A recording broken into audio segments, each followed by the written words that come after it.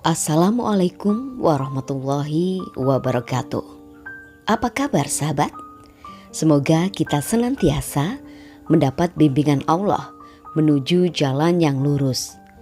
Makna istighfar sebagai penghapus dosa memang benar adanya. Istighfar juga memiliki kekuatan untuk menjauhkan azab Allah. Di sisi lain, jika tidak dilakukan dengan benar, istighfar juga bisa menarik kemurkaan Allah. Kebiasaan mengucapkan istighfar harus ditanamkan setiap hari. Seperti yang diajarkan oleh Nabi junjungan kita Muhammad, kita dapat membiasakan diri mengucapkan istighfar atas dosa-dosa yang telah kita lakukan, baik dengan sengaja maupun secara tiba-tiba teringat suatu dosa. Salah satu cara praktisnya adalah setiap kali selesai sholat, apabila telah selesai dari sholatnya, Nabi beristighfar 3 kali, kemudian membaca Astaghfirullahaladzim alladzi la ilaha illa huwal hayyul qayyum wa atubu ilaih. Allahumma anta salam wa minka salam wa ilaika ya'udu salam.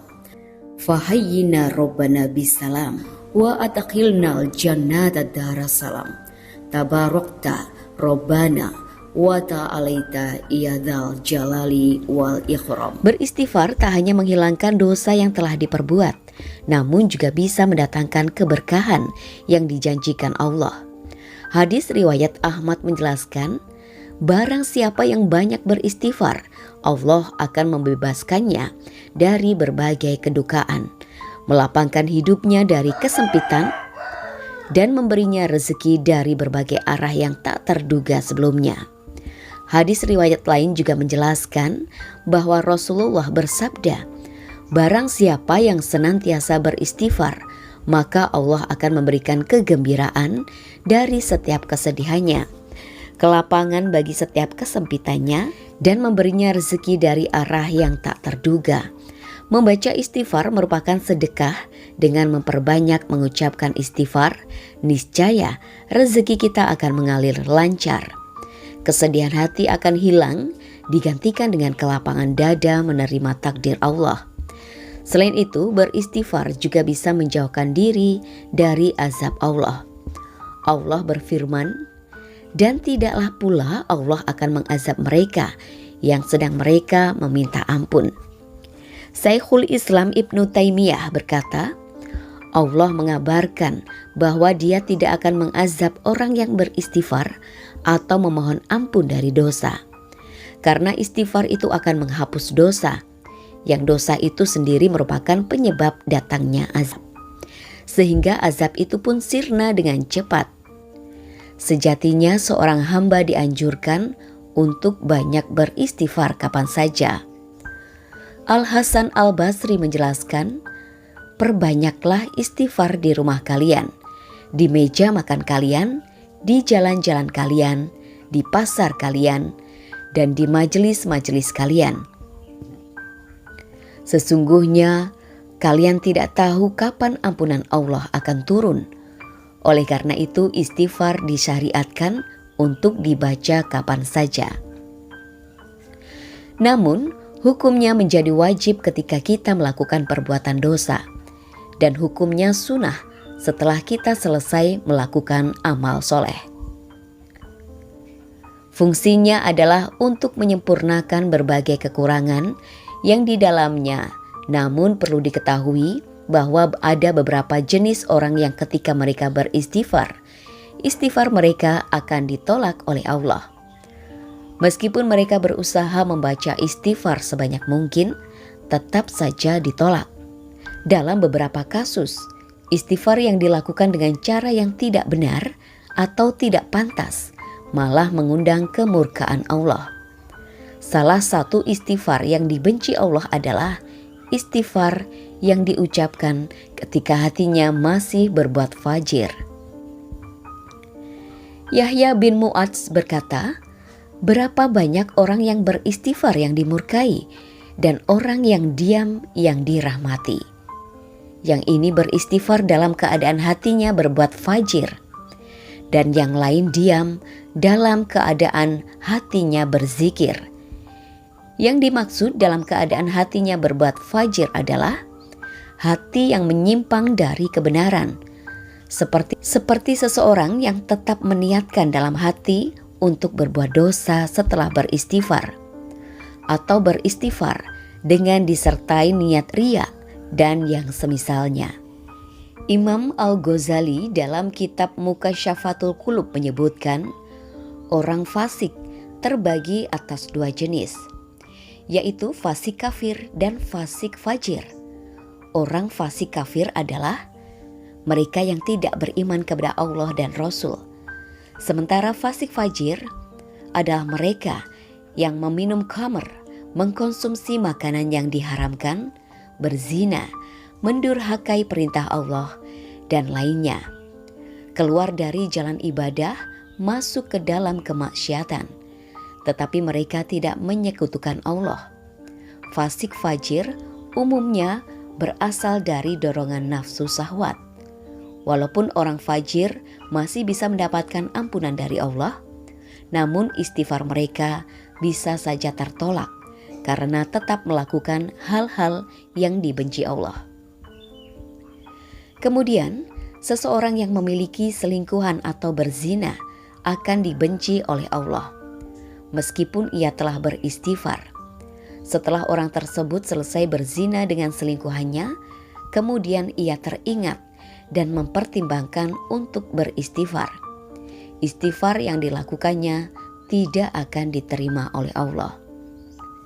Zina merupakan dosa besar, dan cara bertaubatnya tidak cukup hanya beristighfar.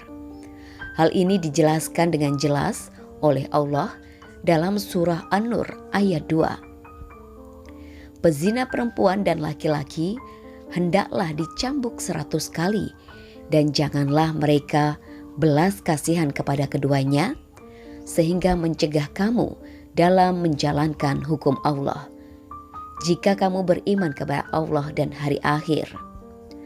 Dan hendaklah dalam menjatuhkan sanksi mereka disaksikan oleh sekumpulan orang-orang yang beriman. Dari sini sudah jelas mengapa bezina akan ditolak istighfarnya, dan Allah akan semakin membencinya jika perzinahan terus dilakukan setelah membaca istighfar, karena seolah-olah mempermainkan Allah. Hal ini seperti yang dilakukan iblis. Iblis sudah tahu perbuatannya akan diazab oleh Allah, namun iblis tetap melakukannya karena sifat sombongnya, seolah-olah meremehkan azab Allah. Selanjutnya adalah istighfar bagi orang yang memakan harta haram. Seseorang yang menggunakan harta yang haram untuk keperluan makanan dan kebutuhan hidupnya, ketika dia beristighfar memohon ampun kepada Allah, permohonannya tidak akan diterima. Allah menegaskan dalam salah satu firman-Nya, "Dan janganlah kamu makan harta di antara kamu dengan jalan yang batil, dan janganlah kamu menyuap dengan harta itu kepada para hakim, dengan maksud agar kamu dapat memakan sebagian harta orang lain dengan jalan dosa. Padahal kamu mengetahui, harta haram secara sederhana bisa kita maknai dengan suatu harta yang sejatinya bukan hak kita. Harta itu kita dapatkan misalnya dengan cara mencuri, korupsi, atau mengambil harta anak yatim dan fakir miskin yang seharusnya kita keluarkan dari pendapatan kita.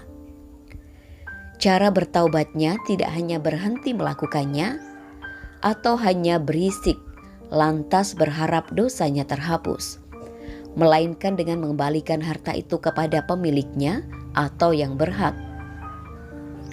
Jika uang hasil mencuri atau korupsi, maka harus dikembalikan, dan jika itu harta yang seharusnya dibayarkan zakat, maka harus dikeluarkan kepada penerima zakat dan sedekah. Kemudian, istighfar yang hanya dilakukan saat berbuat dosa dalam ajaran agama Islam. Istighfar merupakan suatu bentuk penyesalan dan permohonan ampunan kepada Allah atas segala dosa yang dilakukan, baik yang disadari maupun yang tidak disadari. Dalam konteks ini, istighfar tidak hanya berlaku saat kita menyadari dosa yang telah kita lakukan, tetapi juga ketika kita menyadari adanya dosa-dosa jariah yang mungkin tidak disadari.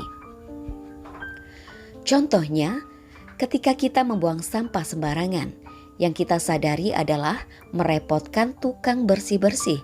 Lalu kita beri istighfar dan meminta maaf kepada tukang bersih-bersih. Namun yang tidak kita sadari, ada berapa banyak makhluk super kecil yang terganggu olehnya. Ada beberapa organisme yang mati karenanya. Dan apa dampak jangka panjang yang akan terjadi? Misalnya, tingkat kesuburan tanah atau gas metana yang bisa merugikan kehidupan di sekitarnya. Rasulullah bersabda, barang siapa yang suka catatan amalnya akan menyerahnya di hari kiamat nanti, maka hendaklah dia memperbanyak pada catatan amalnya tersebut dengan istighfar. Nabi juga bersabda, sungguh beruntung seseorang yang mendapati pada catatannya amalnya istighfar yang banyak. Memperbanyak istighfar adalah upaya yang bisa dilakukan untuk menghapus dosa-dosa jariah, terutama dosa yang tidak kita sadari. Semoga dapat bermanfaat untuk kita semua. Wallahu a'lam bishawab.